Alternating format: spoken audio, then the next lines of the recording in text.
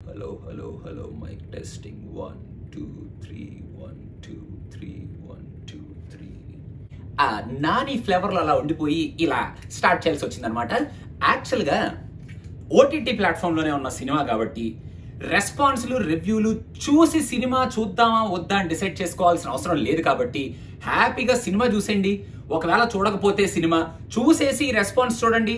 Cinema చూసిన వాళ్ళు హ్యాపీగా రెస్పాన్స్ ని కంటిన్యూ చేయండి. సో ఇంక ఈ సినిమాను మనం ఫస్ట్ హాఫ్ సెకండ్ హాఫ్ అని చెప్పి డివైడ్ చేసి డీటెయిల్డ్ గా మాట్లాడుకోకుండా పార్ట్స్ గా ఈ సినిమా గురించి మాట్లాడుకుందాం. సో యాక్చువల్ గా ఈ సినిమాలో చూపించిన ఆ psycho killing and challenging episodes ఏవైతే ఉంటాయో ఆ ఛాలెంజింగ్ ఎపిసోడ్స్ యాక్చువల్ గా ఫస్ట్ ఫ్యూ ఛాలెంజెస్ చాలా ఇంట్రెస్టింగ్ అనిపిస్తాయి. అసలు ఏం జరుగుతుందా, అసలు ఎలా పట్టుకుంటాడా మన సుధీర్ బాబు అన్నట్టు వెయిట్ చేస్తూ ఉంటాం. కాకపోతే ఆ ఛాలెంజెస్ అలా గ్రాడ్యువల్ గా వెళ్లే కొద్దీ మనకి అంత ఎక్సైట్మెంట్ ఉండదన్నమాట. అటు సుధీర్ బాబు సైడ్ నుంచి కానీ ఇటు నాని సైడ్ నుంచి కానీ మెయిన్ గా చూసే మనకి అంత ఎక్సైటింగ్ గా ఎడ్జ్ ఆఫ్ ద సీట్ లాగా నర్వ్ బ్రేకింగ్ లాగా గూస్ బంప్స్ లాగా అసలు ఏమీ అనిపించదు. కానీ 1-2 చోట్ల కన్ఫ్రంటేషన్ సీన్స్ చాలా ఇంట్రెస్టింగ్ గా ఉన్నాయి. బట్ ఓవరాల్ గా ఆ challenging scenes and psycho killer episodes ఏవైతే ఉన్నాయో అవి నార్మల్ గానే ఉన్నాయి, మరి అంత ఎక్సైటింగ్ గా లేవు అన్నట్టు అనిపిస్తుంది అనమాట. అసలు బ్యాక్ డ్రాప్ ఏంటి, ఎందుకు, వాట్ ఈస్ దట్ రీజన్ అని చెప్పి మనం బాగా వెయిట్ చేస్తూ ఉంటాం అనమాట. ఈ సినిమాలో మనం కొంతమంది ఆల్రెడీ గెస్ట్ చేసిన బ్యాక్ డ్రాప్ నే జస్ట్ అలా టచ్ చేస్తారు, బట్ అలా వదిలేస్తారు వెంటనే టచ్ చేసి. ఆ బ్యాక్ డ్రాప్ కి ఈ సినిమాకి మరీ అంత కనెక్ట్ చేసే అంత కైండ్ ఆఫ్ కనెక్షన్ ఏమీ లేదేంట్రా అనిపిస్తుంది సినిమా మొత్తం చూసిన తర్వాత.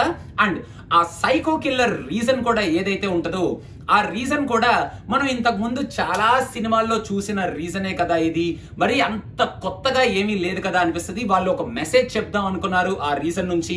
ఆ చెప్పాలనుకుంటున్న మెసేజ్ కొంచెం ఎమోషనల్ గా ఉన్నప్పటికీ మనం ఆల్రెడీ చూసేసిన కాన్సెప్టే కాబట్టి మనకి అంతగా ఎక్సైటింగ్ గా అనిపించదు.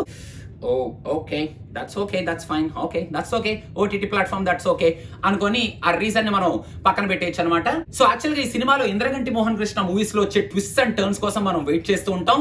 కానీ ఆ ట్విస్ట్ అండ్ టర్న్ ని అలా మన చేతిలో పెట్టినట్టే పెట్టి come on give it to me అనగానే టపక్ మన లాగేసుకొని no I'm not giving any twists, this is very straightforward place, watch it అన్నట్టు ఆ మూవీని కొంచెం స్ట్రైట్ ఫార్వర్డ్ గానే ఎక్కువ ట్విస్ట్లు టర్న్లు సర్ప్రైజింగ్లు అలాంటి ఏం లేకుండా చూపించారనమాట.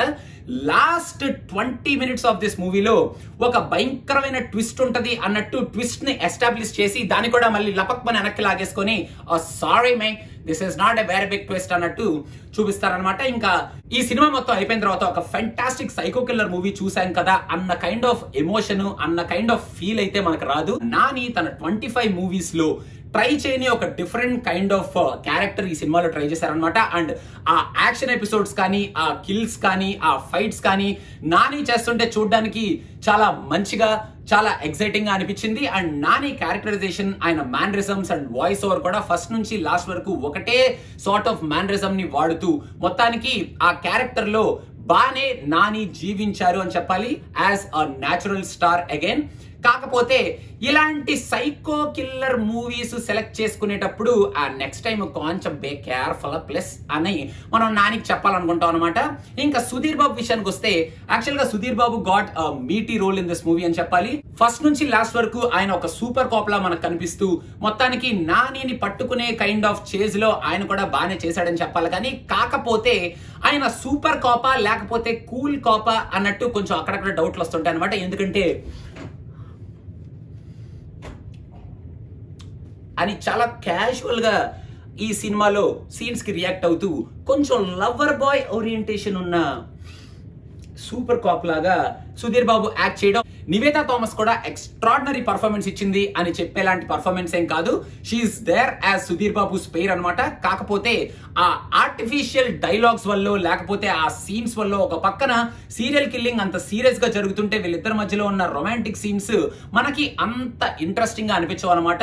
But Nivetha is looking good and she did a good job అని చెప్పాలి. అండ్ ఆ అమ్మాయి క్యారెక్టర్ లో ఏవేవో షేడ్స్ మనం ఎక్స్పెక్ట్ చేస్తాం, కాకపోతే అంత బీభత్సమైన షేడీ క్యారెక్టర్ లాగా ఏం అనిపించదు అనమాట. ఊరికే క్యాజువల్ గా మనం చూస్తూ ఉంటాం క్యారెక్టర్ ని. అండ్ అదితి రావు యాక్చువల్ గా ఈ సినిమాలో వెరీ స్మాల్ రోల్ ప్లే చేసింది.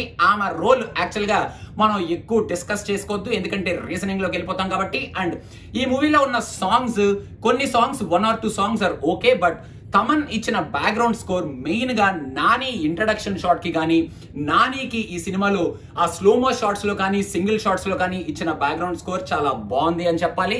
సో ఎటువంటి ఎక్స్పెక్టేషన్ ఏం పెట్టుకోకుండా జస్ట్ నాని కోసం, సుధీర్ బాబు అండ్ నాని కాంబినేషన్ కోసం, నాని 25th మూవీ కోసం, ఒక డిఫరెంట్ కైండ్ ఆఫ్ క్యారెక్టరైజేషన్ కోసం మనం హ్యాపీగా వితౌట్ ఎనీ ఎక్స్పెక్టేషన్స్ ఈ సినిమాని చూస్తే okay okay this is a normal thriller, okay, that's fine, Nani tried a different character, that's okay, a story is very అరే బాబా ఫ్యాన్ థియరీస్ ఒకసారి తీయండమ్మా, అవే కొంచెం బాగా స్ట్రాంగ్ గా ఉన్నట్టు అనిపిస్తున్నాయి ఏంటి అని చెప్పి మనం అనుకొని ఈ సినిమాని మొత్తానికి ముగించొచ్చు అనమాట. ఈ సినిమాని ఇంకోసారి చూస్తా.